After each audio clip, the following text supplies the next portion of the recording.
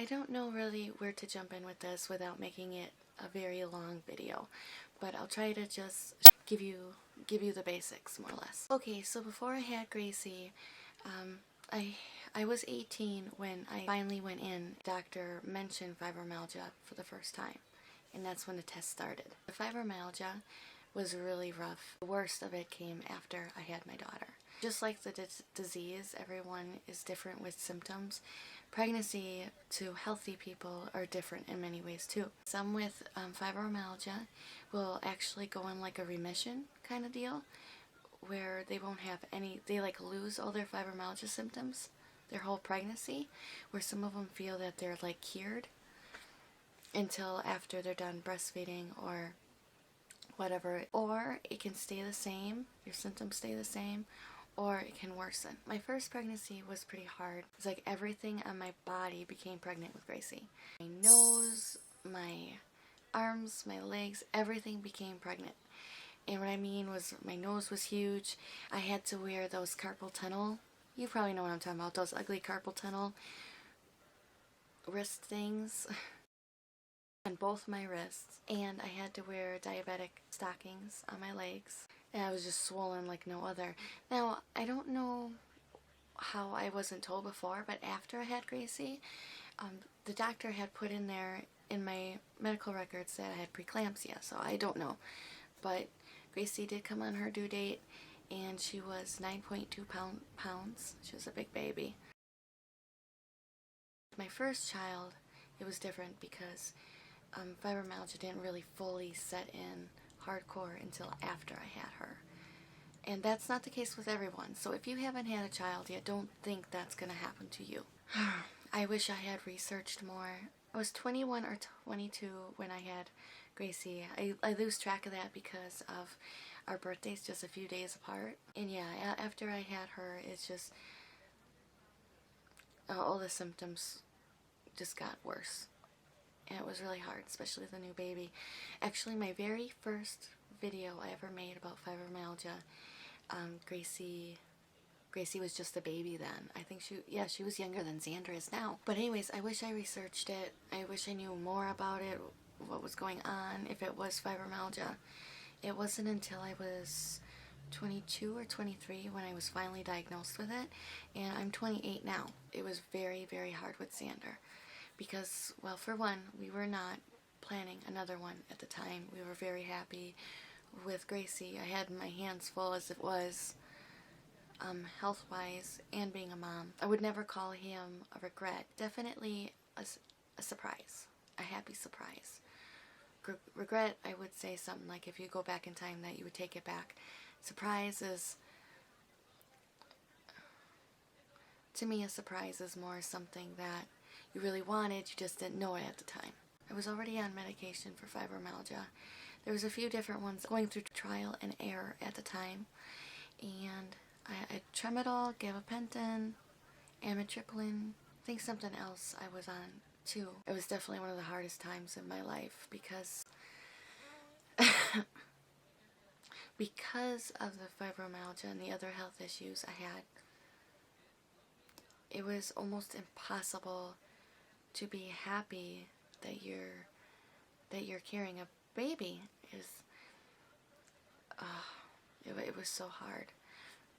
The doctors, it just so happened I needed a refill for my medicine, and the doctors just cut them off right away. Instead of tapering me down, they just stopped it like that, and so it caused me to go through at least a 2-week withdrawal. And the part that bothered me the worst, it wasn't just me going through the withdrawals, it was Xander. And for that time, I laid in bed and cried. I don't think I ever cried so much in my life. I was in so much pain, and I was freaking out about the baby. I couldn't tell anybody that I was pregnant. Well, of course, you know, a couple of main people knew, but I couldn't go off and brag about it, if you know what I mean. Pregnancy is already tough on a healthy person, and then you throw a chronic illness into the mix, and you're in for a ride. Now, there's like no medicine out there really approved for fibromyalgia and pregnancy, and that's where the real battle was. But I did find a doctor help me outweigh the risks and benefits when it came to being on medicine, just because, as he says, the pain that I was in, that constant pain and all the stress that was putting on my body, it was putting on the baby. And he said in the long run that pain could really, all that stress could really do some damage to Xander. So it wasn't a matter of fully helping the pain or helping as much as it was before, but just enough to make it tolerable. If you're pregnant and you're going through this, or you just found out you were pregnant and you're really worried about the pain and you want to know more about that, email me. I keep it down in the down bar. I'll dig up all my information that I had, but actually brought everything I knew to my doctor. And I had my doctor and my OB talk it through, set things, and I was very fortunate. It was hell the first few months of my pregnancy. It was really hard. It was still hard afterwards, but being able to at least, I knew where I stood, and I could finally be happy. The guilt of bringing a life into this world with what I was going through at the time, it was heavy. Thankfully, with Xander, not every part of my flesh was pregnant.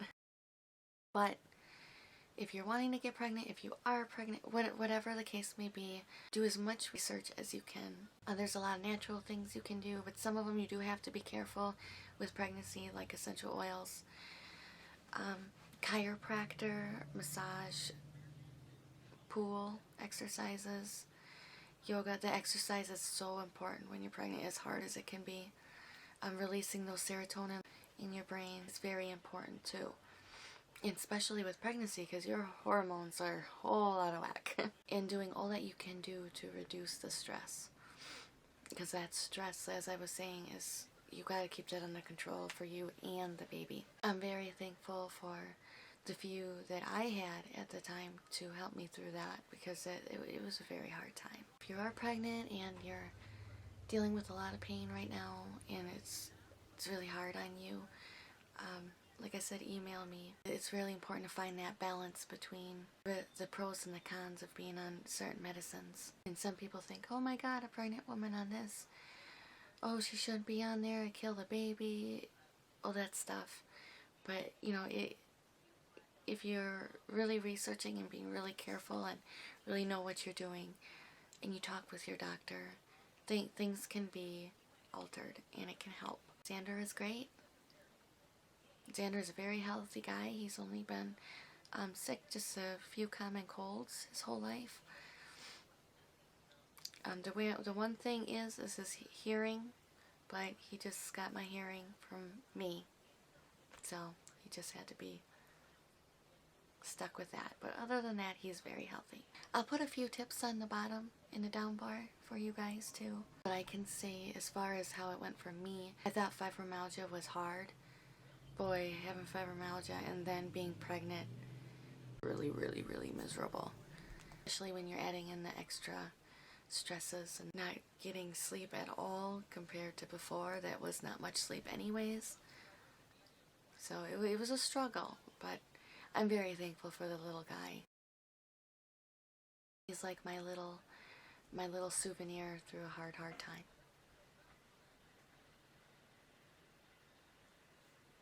He's my trophy. Gracie's home. Hi. You gotta peek your head in there. Hi. What are you doing? I'm doing a video. But when I was pregnant with you guys. Oh. I'm gonna go put my stuff on. Okay, you gotta be quiet, brother's sleeping. Alright, you guys, that's it. So if it helped, let me know. Thumbs up. Thanks a bunch for watching. Make sure you subscribe and share. You wanna do the kiss with me real quick? Mwah. Bye, guys. Bye.